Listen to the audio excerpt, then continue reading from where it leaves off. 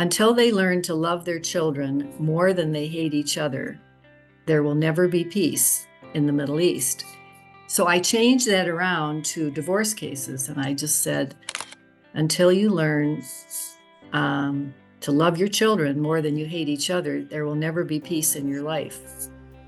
And I didn't know if anybody even read it or if it meant anything, although there were cases where one party would say, I could hear them saying to the other one, "Did you see that? Did you read that over there? Pay attention." And it's like,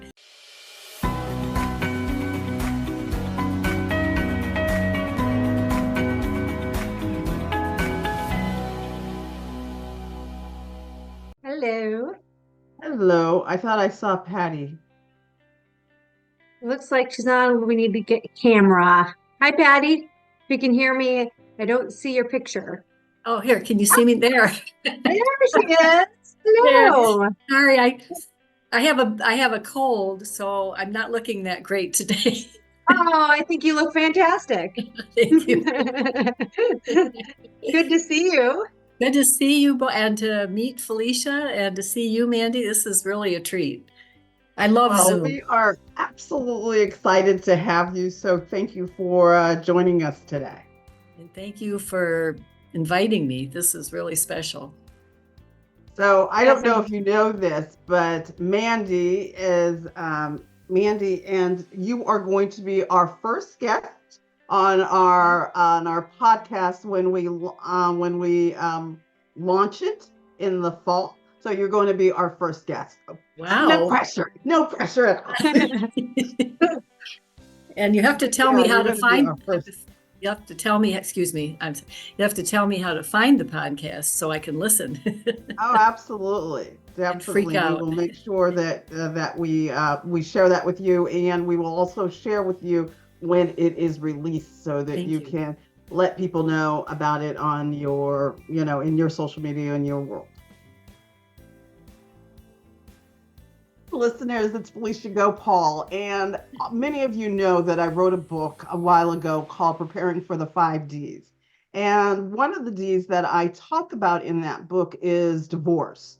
And the statistics tell us that 40 to 50% of marriages in divorce. But the good news is those statistics are going down. Today's guest is somebody who has a very unique perspective, in that she's been through a divorce, and she's also the person who you would be standing in front of when you were going through a divorce. And so she had the unique perspective of making difficult decisions for spousal support, property distributions, and child support. And so, Mandy, could you just take a minute to tell me about this terrific woman you've got on our podcast today? Yeah, Felicia, I'm so excited to have my very dear friend here. I've known her since I was a little girl, so she's almost like an aunt to me. So I'm very excited to introduce to you Patty Conlin. I want to give you a little background about Patty. She graduated from the University of Dayton, Ohio, with a degree in social work and psychology. She then went on to law school at Wayne State University in Detroit, Michigan. While she was in law school, she put her social work degree to work and worked as a social worker in the emergency room in Bronson Methodist Hospital in Kalamazoo, Michigan. Once she finished law school, she worked as an assistant prosecuting attorney. She then went on to work as an assigned attorney for criminal defendants in the state of Michigan, as well as in federal court. In 1996, she got elected as judge in Kalamazoo County Probate Court. As a judge, she worked in various different areas, including the family courts. And in family courts, she worked on juvenile delinquency cases, child abuse and neglect, divorce and paternity cases, and even special circumstances, including divorce. And in 2014, she was retired from the bench, but then continued to work as a visiting judge in various counties around Michigan. So she also, as you mentioned, is a divorced mother of 4. So Patty, welcome, and thank you so much for being here. Thank you, Mandy. Yes, it's always kind of touching for me to go back over my life And there were other times, actually, that I didn't put in my summary, where I was a social worker in Detroit. I just thought I'd mention that, in the area of child abuse and neglect. So that's why I ran for the probate court, knowing that we'd have a family court that addressed what I was somewhat familiar with as a social worker. And I also handled divorce cases before I became a judge, when I was in private practice very briefly. So that is a tremendous resume, and you've done a lot of different things. And so I'm going to start with a question that is not on the list, Mandy. So just know that I often go off script. But one of the things is I'm interested in hearing a little bit about the transition from social work to attorney. Why was it important to you? Why was that important to me? Is that what you're asking? Why did you make that change? Well, when I was doing social work in the hospital, I loved it so much. I almost wanted to stay there, even though I was in law school. And at the time, I was considering what to do with my life. And my former husband was always someone who encouraged me to go beyond whatever I was doing. So he said to me one day, "Why don't you go to law school?" And I went, "Law school?" Honestly, Felicia, I grew up in the era where very few women that I ever met in high school or college thought about being lawyers or physicians or judges even. But somehow when he said that, it just seemed like something fell into place. And even though I was pregnant at the time, I decided to go to law school, never thinking. I never really thought I would practice law. I don't know why. I just couldn't. That was not something that was in my capabilities, I thought. But I actually enjoyed law school, came out of there pretty thrilled to become an attorney. And of course, I had to take the bar exam, which was a challenge, but it was something that I was just trying just to see how it would work. And I think it was becoming an assistant prosecuting attorney that taught me that, being in the courtroom was something I could do and do successfully sometimes. So that's how that transition happened. But I tried to use a lot of my skills that I had learned as a social worker when I was on the bench, sometimes successfully, sometimes not. But all of that background really helped. Absolutely.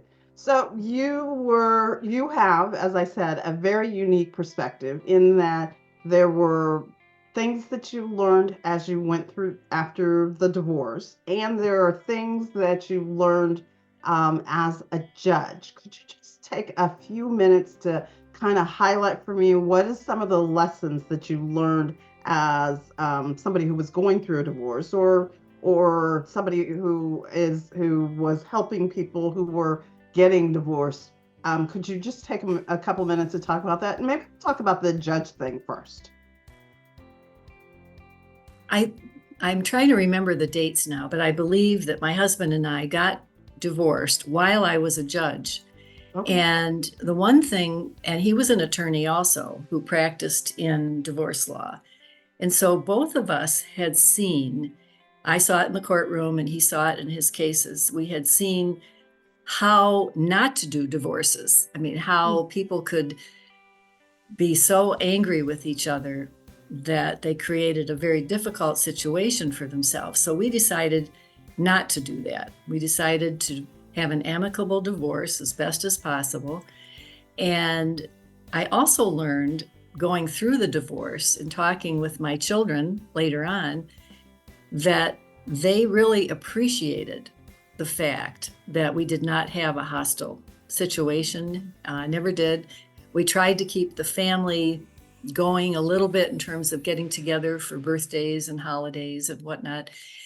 And I learned in the courtroom, and also because as a judge, if I had parents that were really angry with each other and bickering over custody, that I had to interview the children of the parties. And I learned how difficult divorce is, not only for the parties, but for the children of the parties. And that changed my whole perspective, I think, as I went on longer on the bench. And I think I tried to use some of my social work skills in helping people see that what they were doing to their children was going to be devastating unless they could change certain things a little bit about how things were going. I hope that answers your question a little bit. It does answer my question, so thank you for answering it. Mandy, I think you've got some questions for her. Yeah, so being in the financial world, often people look at me and go, "Oh, you must have everything all together, and you do everything exactly the way you're supposed to do." And sometimes, because we're in the world, we neglect our own situation, or it's easier to look at somebody else's situation and say, "This is what you should do." So, is there anything looking back now that you would say, "Oh, I wish I would have done that differently," or some advice that you would give somebody because you had that unique situation? So somebody who's listening to this now going, "Well, we don't get along." What kind of advice would you give? Boy, you mean if parties are not getting along at all, what advice would I give them? Not financially, but You guys made a choice to try to make it as smooth as possible because you both had that perspective. What can someone do? How can we give someone that perspective? I think one of the first things that I would advise someone who's thinking of a divorce is try the best they can to get rid of any anger that they're feeling at that point towards the spouse. Because a divorce started in anger only gets worse. The anger doesn't go away. It comes out and it gets worse. And it can just wreak havoc on every party involved, the parties in the divorce and the children and the extended family members. And I have met people actually in my life who never stopped talking about their divorces. I mean, it stayed with them forever. That's all they can think of and talk about is how angry they are. So one of my first, I think, pieces of advice would be to get rid of the anger. It's very important for individuals considering or contemplating divorce to get into therapy and try to work out the therapy. Although I have some thoughts on therapy too that some people might not agree with, but I think especially for women, it's important to find a therapist who would be dedicated to helping the client deal with the divorce in a healthy way, and not find there are therapists out there that have somewhat hidden agendas, I think, who may be, let's say, anti-men or anti-marriage, pro-divorce, believe it or not. And I saw sometimes where that would create a lot of problems for the parties. It's really helpful to have a therapist who is a healthy therapist and one who has no agenda other than to help the patient or client. I hope that sound Yeah.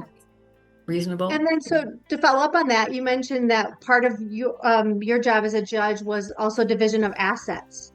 So Yes. is there anything in particular that you would recommend to people, maybe even people that aren't heading for divorce, but there's some things that I would guess that there are some things that you can do just to protect yourself in general, whether you're heading for a divorce or not. We often kind of hand that financial basket off to our husbands. Is there anything that you saw or anything like that women can do or people can do in general, just protect themselves when it comes to assets? There are so many issues involving assets. The one issue I would see that would occasionally come up is that one party would claim that this was not a marital asset, whatever, usually very often a house, that maybe it had been their family house and they wanted to keep that out of the divorce. Well, of course, the one thing I need to point out right away is that divorce is covered by state law, and every state has their own divorce laws. So what might be true in Michigan might not be true in any other state. But certainly in the cases I had, we had to look at whether both parties contributed once they were married. For example, if it was, let's say, the husband's house, family house, was the wife employed during the marriage? And did she contribute to making house payments, or did she contribute to renovations in the house? If she did, then that would carry over into making it become a marital asset. So financially, that's one thing that parties should do, is examine their assets and make a list of what they believe are marital assets and what are their own personal assets. And that can become a really tough issue in a divorce case. Well, one of the things that is true for my practice, and maybe it's true for yours as well, Mandy, is people are getting married later in life. And so they're coming in with assets. And so one of the things that I know that I talk to my clients about, which is challenging conversation, is things like prenups, postnups, all the rest of that sort of stuff. Is that something that could have assisted somebody who was going through a divorce in the division of property? I can honestly say that in 18 years on the bench, I never once saw a prenup or a postnup. Well, really? Okay. Nothing never came up. But from what I have read and seen over the years, I think if someone is extremely wealthy, it probably is advisable to consider it with an attorney. And actually, that would be one of my other first recommendations to individuals, would be to find a competent and reliable attorney to represent them, not only in the divorce, but to advise them carefully as to how to begin preparing financially for the divorce. I wish I knew more about prenups. We didn't have one in our divorce, and again, I think it's more pertinent when somebody is very wealthy. And if the woman is wealthy, then yeah, that's certainly something she should consider. I think what I'm finding in my practice is that people are getting married in their late 30s, early 40s, so they've got stuff. They might have their own house, they've got their retirement assets, they've got whatever they've done. And I think when you are getting married at later and later ages, you're more likely to think this. I don't know that 20-year-olds are thinking about prenups or anything like that. They're just in love. You know what I'm saying? But a 40-year-old is just like, they've lived a little bit of life and they're just like, well, given the statistics, I don't want to be one of the statistics, but given the statistics, maybe I should protect myself. And that's definitely, at least I know I'm having those conversations. I'm not sure that I'm making a difference because they're still in love, and it's just like, this marriage will never end kind of conversations is how people often relate to it. Well, on behalf of old people out there, I think we'd like to be in love too. But I agree with you. It's probably, there's more to it. The older you get, the more property and assets you do have, and that you need to protect intelligently. Excuse me, not again out of anger, but out of self-preservation, to protect yourself. Yeah, and that makes me think of even just estate planning.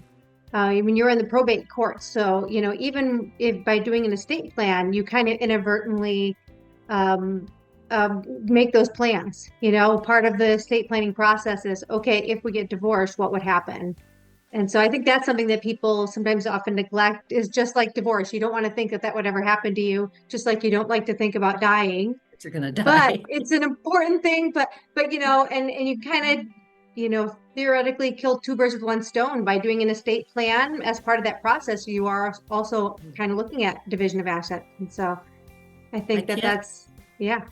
I was going to say, I can't agree more. I think you're actually doing it not only for yourself, but for your children, to make sure that you have taken care of things responsibly for them and not leaving them with a whole bunch of funeral expenses and no asset, nothing to pay for it, to be able to pay for it. So yeah, I agree.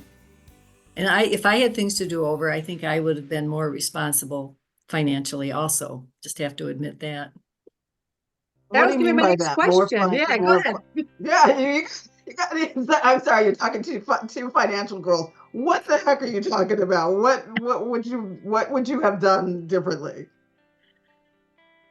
I I think I would have been more careful with my money. I don't know. I thought when I was for once in my life having an excellent salary, I thought it was my job to spend it and, and not prepare for the future as much as some people do.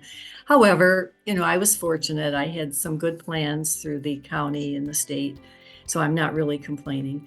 But the other thing I'm learning right now is I am making plans for funeral arrangements. And I had no idea how complicated that really is. But the one thing my funeral director friend keeps telling me is that my children will greatly appreciate the fact that I have done this. I have worked through all of the financial aspects of it. And I did not, when I was married, we never had life insurance, which now that I think about was pretty irresponsible. But now I'm working on that. So I would encourage, especially young people who are married, to think about, especially if they have children, to think about life insurance. Because think about how difficult it could be to be a single parent suddenly with very little income coming in. And traditionally, women in the marriage are the ones who make less than the husband. So if the husband is the one who goes first, it can be very, very challenging for the woman. And she's got to pay for the children's schooling and food, and it's overwhelming. So, and I guess I was not thinking about that when I had four children, how I would have accomplished all of that. But fortunately, I ended up with a wonderful position where I could have been a single parent, I think, and it would have been all right. So, of your wonderful four children, you have a daughter. So, what are some things that you've told your daughter based on your experiences? Wow, you're assuming actually that she'd listen. I How don't, old is she? oh, I'm just kidding. I have to stop and think she's in her late 30s, bless her heart, and Okay, so they're listening again. I've got 20-year-olds. They're not oh, listening. Yeah. yeah, I just, there's, I haven't really discussed much with my daughter, but she has an excellent business mind and has wonderful education. I'm not too worried about her financially. I think she will do what she needs to do. But I am now, after this podcast, I think I'm going to suggest that she get life insurance, which she probably already has. She's an extremely responsible young businesswoman, so I'm sure she has a lot of insurance and things that she needs to have. But that That's was a good interesting. question.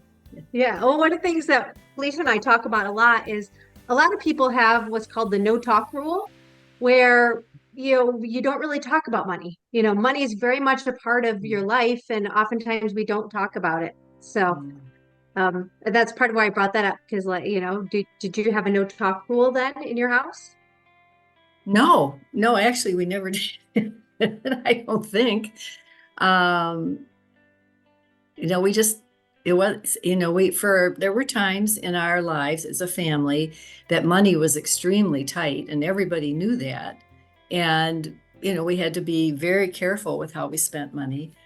But no, we never talked about the importance of planning. Although I think I can say that most of my children have various plans, savings plans, and are doing a lot more responsible with their money things than I ever did. I was like, well, money's to be spent. But I can tell you, I did travel a lot when I was a judge. So I spent my money well.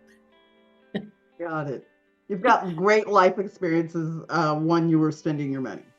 Yes. Oh, wonderful. Wonderful trips to Europe and memories that I can never forget, and just wonderful opportunities. I really am grateful for that, the opportunity I had to be on the bench, for, getting to meet all the people that I met.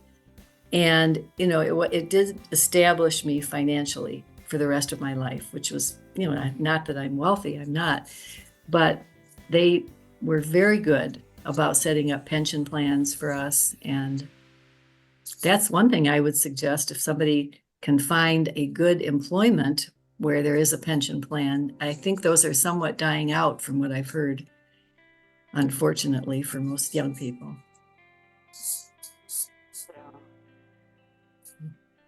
So Mandy, is there anything else that we have neglected to ask her that's on our list?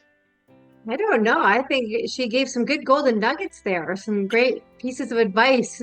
Anything else you can think of? We've kind of, as the conversation's gone, you've said, oh, good piece of advice, get life insurance, think about getting rid of that anger, Yes. enjoying life and experiencing life also.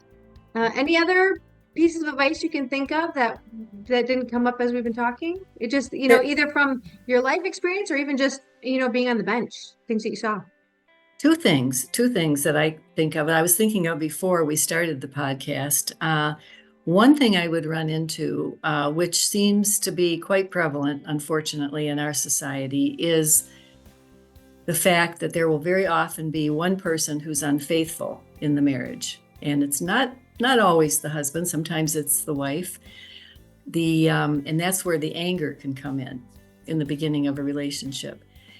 One of the things that I had to try really hard to teach people is if there are children in a marriage, it takes children a year at least, and I think most therapists agree with this, it takes the children a year to get used to the idea that mom and dad are getting a divorce. That is not the time for either party to introduce the new significant other in their life. It's just devastating to children. But I would run into many, both men and women, who would say, oh, I think my children should meet the person that's the love of my life. And I'd say, no. They think their mother or their father is the love of your life. And to tell them something else is destroying the whole image of marriage and love. And that was a really hard, and that was another little nugget that I thought of that is so important for when people are in love, as Felicia was saying, that's all they can think about. And they want that person to be in every aspect of their life, but not in their children's lives. And even after the divorce, it should be handled very carefully with a lot of therapy for the children. Anything about the divorce actually should be handled with therapy for the children and a very good therapist for children. And so you said there were two things. What's the other thing? So I'm trying to remember now what it was. There was a second thing. I think I probably combined the two. The fact that it takes children a long time and they should get therapy, and the fact that we should not introduce significant others to our children until maybe long after the divorce. There is one other thing. In the case of infidelity, what I would see more often than not was that the parent that felt betrayed would tend to try to alienate children against the parent who was unfaithful. And sometimes we would see allegations of sexual abuse, which sometimes were not true, sometimes were true. So that's very difficult to sort out. Or they would just alienate the children. The children would say they didn't want to go to that parent's house. They didn't want to spend time with the other parent because mom or dad was very angry and very hurt by the parent that was unfaithful. And I think there's a lot of literature out there about alienation of parents, alienation of children towards their parents. And that's one thing I would highly recommend not happen. And that's why it's so important to get rid of the anger, because it destroys children. I can think of several cases where I had to interview the children in cases like that. And they were very sad cases. The children were just demolished by what the angry parent was doing. But sometimes I would try to talk to the parents about, do you understand what you're doing to your children? And it was hard for them. They would keep looking at the other parent, like it's her fault or it's his fault. No, it takes two people to create a hostile environment.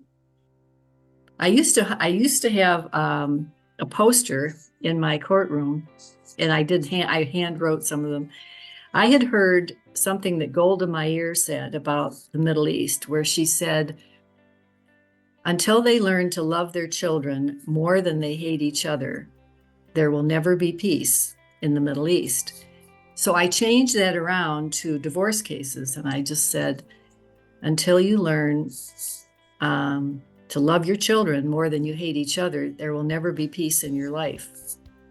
And I didn't know if anybody even read it or if it meant anything, although there were cases where one party would say, I could hear them saying to the other one, did you see that? Did you read that over there? Pay attention. And it's like, well, maybe it means both of you, sir or madam.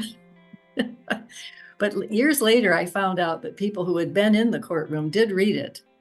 And of course, I didn't give attributes to Golda Meir. I should have, because they all thought I made that up. I said, no, I borrowed that. I think that was the other thing I was going to say. Yeah, I think following up on that, I know that you just had a wonderful family reunion with Yes. including your children and ex-husband. So let's just talk just briefly about post-divorce and how have you been able to do that? Boy, that's a good question. I tried afterward. Well, I think one of the things that carried me through afterward is one of my sons said to me when we talked about the divorce. The first thing he said was, I hope you and Dad aren't going to get married right away to somebody. And I said, oh, no, I mean, neither one of us had anybody at that point. And then he said, are we still going to have our Sunday family dinners? And so we did. For several years afterward, I would make a family dinner. I would come to the house. I had moved out. And that seemed to mean a lot to the kids. I mean, that was a family, something they could count on. And then we got together on all the major holidays, Christmas and Easter and whatever, Dad's birthday, my birthday. That's one thing I would actually suggest to parents in the courtroom, to show respect for the other parent by, let's say suggesting on Mother's Day to the children that Dad go take the children to the store and pick out something nice for Mom, and that Mom could do the same thing for Father's Day. I don't know if anybody ever followed up on that, but that was what I did. And I really think that gets the message across that their dad and I were still friends and that we cared about each other. And they did. My children have told me that meant a lot to them. So we had quite a family gathering last week. It was very nice. And what really touched my heart is that one of my children got up and gave a toast to both Mom and Dad, even though it was Dad's birthday. And then Dad, my former husband, got up and also gave a toast to everybody, but included me in the toast, that I had been very helpful as a partner. So, we've kind of continued on that path of trying to be nice to each other and respectful. And boy, that can cross a lot of bad bridges. I really think that when you're angry, and you try kindness to the other person, that really, boy, it makes a difference. It's kind of the watchword with a lot of religions. And I couldn't bring out religion in the courtroom at all, for the most part. And although sometimes I would suggest that people try going to church, that it might help their anger a little bit. And I think some did. But, then again, some people would choose pastors, let's say, for their therapist, and that might not always be the best choice. I'm not sure. I don't know. I hope that answered the question about post-divorce, but it can go on. It can last really until one of you passes away. That good feeling of family. I was going to say, how many years have you been divorced? Wow, since 2005, but we separated in 1998. So, it's been over 20 years that we were apart, and my children got used to the idea. And I used to think, here's the odd thing, I used to think that my children would never want to get married.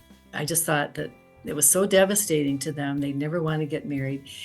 And lo and behold, every single one got married and chose somebody that was really good, a good partner for them. So that was very rewarding because I used to tell people in the courtroom, you're teaching your children that marriage doesn't last when you get divorced. So try to think about that, because you're going to want your children to grow up and fall in love and get married and have a family. But if they think it's not going to work, then what are you going to do at that point? And now I have 9 grandchildren to worry about. And so far, knock on wood, no divorce. Wonderful. But don't get me started on grandchildren. We've only got so much time, so definitely we're not going to go into grandchildren. No. One of the ways that we often end our interviews is we just ask you if there is a song that resonates with you, that is, if you will, a soundtrack for your life or this period of your life. And I just wanted to know, what's your song? Mandy asked me that, and I struggled and struggled and struggled. And the one that I came up with, and I'm so sorry I can't remember the singer, I should, the song I'm Happy. Who I'm talking about? I'm trying to think. It's his name starts with a PH, and I can't think. Oh, Pharrell Williams. Pharrell Williams. Yes, thank you. Yes. I love his voice. I love his song, and I think that would be my song. And I'm sorry, Mandy, I never got that to you last time. No, that's perfect. That's great. That's a wonderful note to end on, talking about divorce and yes, on the other side of it, that you're happy. Yes. Yes. I've been, happiness and joy, I think, are something that we all search for. And just finding it in everyday life has become really important to me. So I'm hoping that if somebody listens to this and can find some happy and joy, boy, then we've all been successful this afternoon. Absolutely. All right. Well, Patty, it was a pleasure having you on our podcast together. Thank you so much for being our first guest in the new season. I'm so excited to have it, and I am sure that you blessed, and there's somebody out there who heard what you said, who is perhaps dealing with divorce, who is thinking, you're asking me to let go of the divorce when he did this or she did this. I mean, but I think that you made a very powerful case for why they should choose happiness over anger. And I thank you for your time today. Oh, Mandy, I'm so anything glad. you want to add? The only other thing. Oh, I'm sorry, No, Mandy. I'm sorry. I thought you said Patty. Go ahead, Mandy. Go ahead. No, Patty, go ahead. I thought of one thing that I didn't emphasize enough. It is so important to find the right attorney. And I think what a lot of people, maybe even women, I'm not sure, think that they have to find an attorney that's going to go in and be the battle captain for them. That's not what we're talking about here.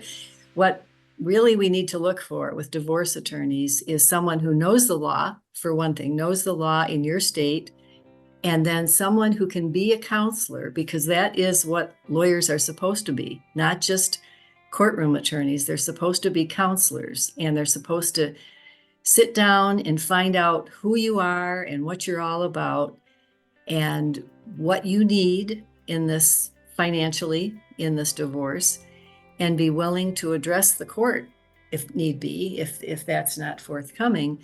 But there are so many attorneys out there who do not know divorce law. You need to really do your research ahead of time and find somebody that's, again, competent, but also a good counselor, kind, who will care enough about you as a client to represent you in the very best way possible. And sometimes I know a lot of people think women attorneys might be best for women. I'm not sure that's always true. It is true very often, but I think there are a lot of very excellent male attorneys out there who might want to act more like as paternal help, care about if they're older, maybe a little bit want to see you as their daughter. But I know that's not what people are looking for, but that might be the good counselor that you need if you don't have that kind of family background to rely on. Hope that sits well that's with great you. advice. Yeah. Well, I wish All right. both of you the very best weekend. I hope we're going to have better weather than what we've got out here in Michigan. Are you folks suffering from a real high heat wave? I'm in Yeah. Arizona, so yes, very hot here, and we're getting ready for the rainy season, so we've actually got some humidity here. And Oy, Felicia's in oy. the LA area. Ooh, Yeah. wow. And it's hot here too. One of my favorite places is LA. One of my sons lived there, except for Lives the there traffic. currently or used to live here? Used to live there, and he Okay. drove me all over in that horrible traffic. But so many good memories of LA and Arizona. I have been to Arizona and love Arizona. Perfect. Yeah. All right. So thank you very much for your time today. And all right, listeners, keep coming back to listen to more and more podcasts as me and Mandy start to dive into a new season. Thank you for coming. See you next time.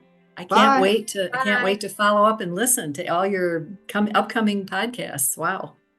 All Good right. luck, ladies. All right. Thanks a lot. Thank you. Bye-bye. Mazel tov. Thank you so much, Patty, for being here and sharing with you. You have an amazing story as far as like your history of being a social worker and becoming an attorney and then becoming a judge and doing that all while being a mom and being a professional woman. So your story itself is very inspiring. And I just want to recap the three main points for somebody that is maybe thinking about a divorce or going through a divorce. And the first one there is letting go of the anger and not being hostile, and just the effects that divorce has on you as an individual, but then also the effects on the children. And the first thing that you should do when you start to think about divorce is work on getting rid of that anger and just how unproductive that anger is. Second is looking at your assets. Even before, or even if you're not planning on divorce, that really looking at what are marital assets, what are individual assets, having an estate plan, considering life insurance. But these are all important things that you should do in general, but in the case of dealing with a divorce and how that can just make the process much smoother.